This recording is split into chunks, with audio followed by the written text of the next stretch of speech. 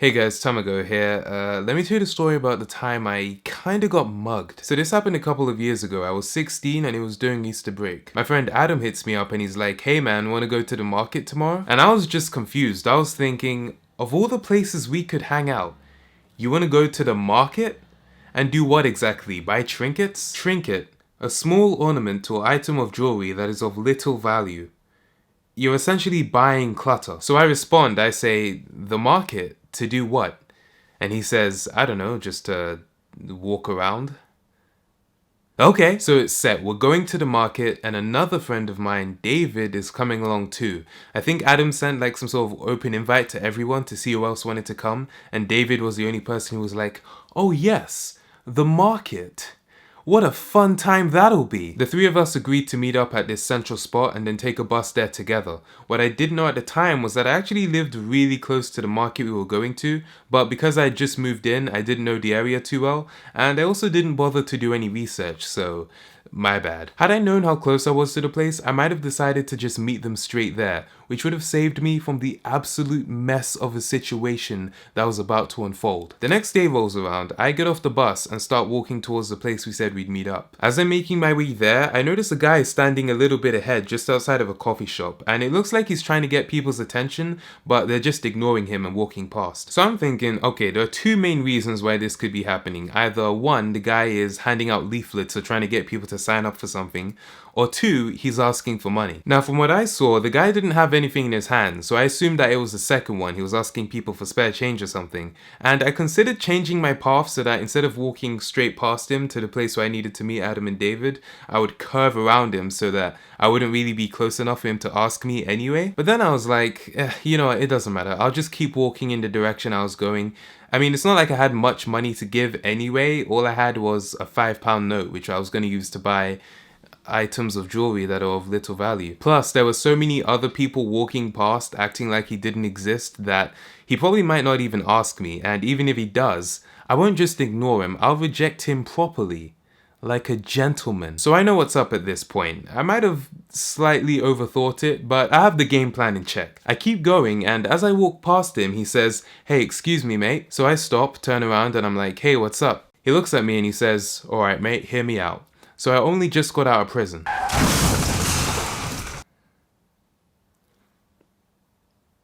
Everything went black. I was like, oh my god, I am about to die. I only just got out of prison and I need money for the bus because my probation officer told me to go somewhere, but I have no way to get there. Can you help me out? Now at this point, I'm still discombobulated by the whole situation because I don't know how I went from happy-go-lucky making my way downtown to now speaking face to face with a fresh ex-convict. But I'm also trying to actively fight the stigma in my brain. I'm thinking to myself, okay, so not everyone who goes to prison is dangerous.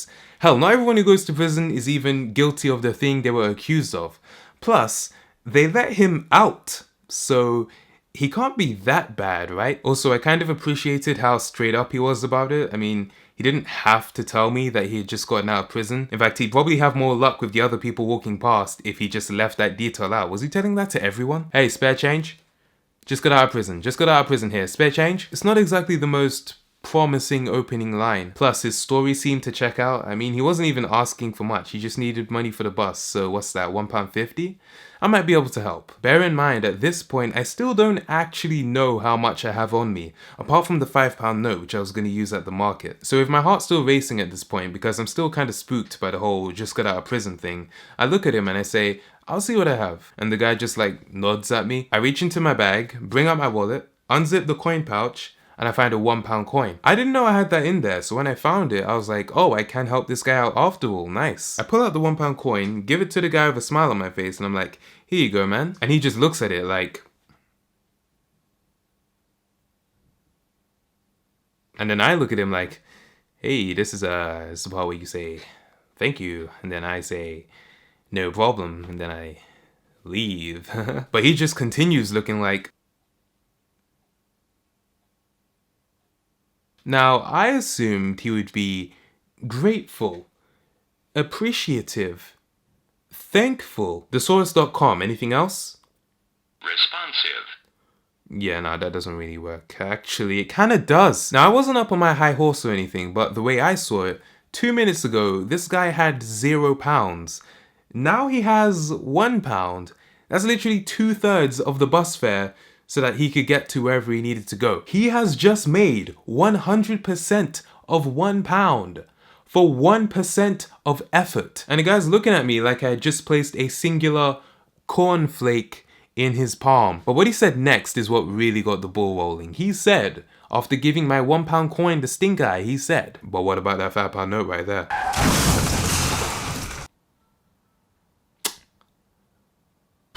So this guy was looking at my wallet whilst I was searching for something to give him, saw the £5 note in there, and is now salty because I didn't give it to him. This is not good. At this point, my heart rate was doing double time. I'm thinking to myself, okay, I've got an escaped convict in front of me. Now, I probably wasn't actually an escaped convict. I mean, I'm sure he was just let out of prison.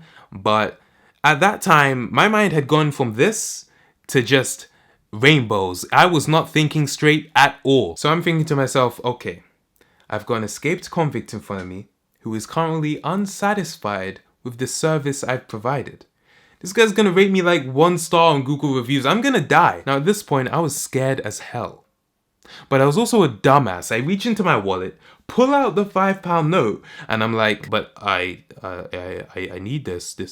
This is mine. And he says, oh, just let me have it, mate. And this guy's like swiper. He just takes it from my hand. So at this point, I'm frozen. I don't know what's going on. This guy has my £1 coin and my £5 note. That's like all the money I had. And I'm on my way to the market. Wait a minute. Market. A regular gathering of people for the purchase and sale of provisions, livestock, and other commodities.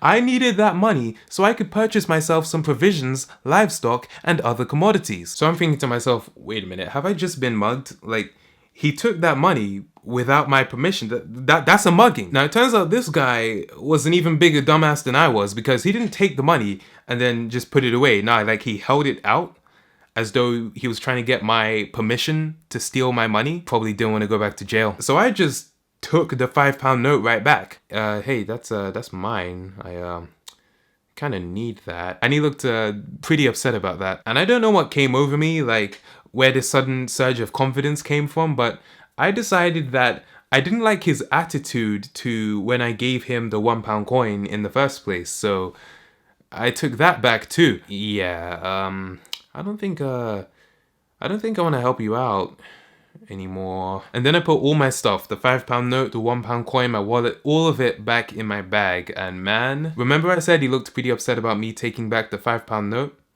Well, now that I took back the £1 coin too, now he was pissed. He started getting all up in my face. He was like, what are you doing? What, you think you're funny, mate? What, are you having a laugh, mate? He was pushing me, shouting, and getting so close to my face. I had to turn my head because I wasn't trying to give him a tooth examination. This guy was being super aggressive, and all I could think was, oh, yes, this is why you were in prison. Duh. Keep in mind, I'm technically still at the meetup place, and it's a pretty busy area. You have loads of people just walking past, and they're all just minding their business. Like, what? So once I realized that no one was gonna save me from this guy who was just getting more and more angry, I thought to myself, man, I really just sealed my fate with this one, didn't I? I mean, am I really gonna die over a £1 coin? Come on, man. Like, they don't even make these anymore. This guy was just relentlessly pushing me, pulling me, grabbing onto my hoodie. I considered running away, but I decided that wouldn't be such a good idea because, like, what if he chased me? If there's one thing that's worse than getting stabbed, it's running a marathon and then getting stabbed. So I decided to just continue backing up slowly. Eventually I back up into the coffee shop, and even though we're going from outside to inside, this guy is still going strong and loud as ever. What, you think you're funny? You want me to bash your head in, mate? So I'm backing up, still trying to get away from this guy, and eventually I bump into the counter of the coffee shop. I look over my shoulder at the lady who's standing there and I give her this look like, help me, please. And I wasn't expecting a whole lot from her. She was maybe in her mid-20s and she wasn't that big, so I was thinking maybe she'd just say something like, stop, or leave him alone. She did not say a word. She just had this look on her face like, can you guys do this outside? It was clear that she was not gonna do a damn thing. So at that point, all I could do was accept death. At any moment, I was expecting this guy to whip out one of those makeshift prison weapons like a toothbrush with a razor blade melted into it and just turn me into a freaking fountain. Then I hear someone from behind me shout, "Hey!" I look over my other shoulder and standing there is this 40-something-year-old African man. I'm just like, my guy. You see, the problem wasn't that there weren't any witnesses to what was happening.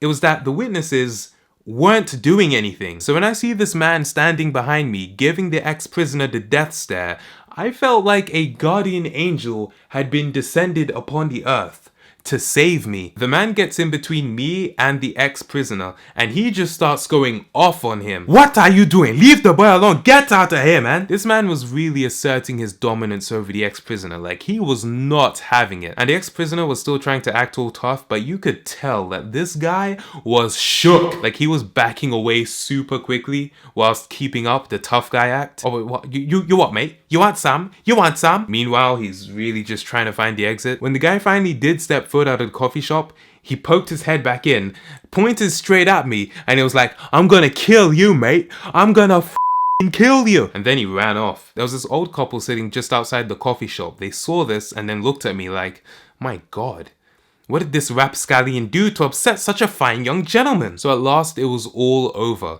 My heart rate could finally begin to stabilize and I looked back at the man who had just saved my life and I was like, "Thank you. Thank you so much." And he said, "Hey, don't worry about him. He was just being an idiot, eh? Look after yourself." Yes, thank you. I stayed in the coffee shop for a couple more minutes just to scope out the area and make sure the guy wasn't out there waiting for me. Once I left, I saw David sitting in the place where we said we'd meet up, so I walked up to him and he was like, "Oh, hey man, I sent you a message. You just get here?" No, I've been here for a little while actually. I was just getting mugged." What? So that's the time I got mugged. I mean, I did take my money back, so I'm not sure if it counts, but there it is. We ended up having a good time at the market. It was more fitted to people who were into pre-owned books and knickknacks, stuff like that.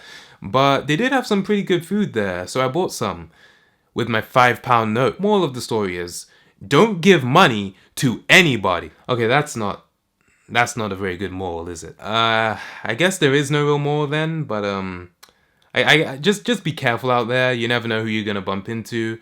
And when you might need a 40-something-year-old African man to save your life. Luckily, I haven't seen the ex-prisoner guy since then, and I'd really appreciate it if it stayed that way, so it probably wasn't a good idea for me to make this video, but I mean, come on, he's not gonna see this, right? Like, come on. Come on. The guy is probably back in prison, and they don't even have Wi-Fi there, so... Wait, there's no Wi-Fi there, right?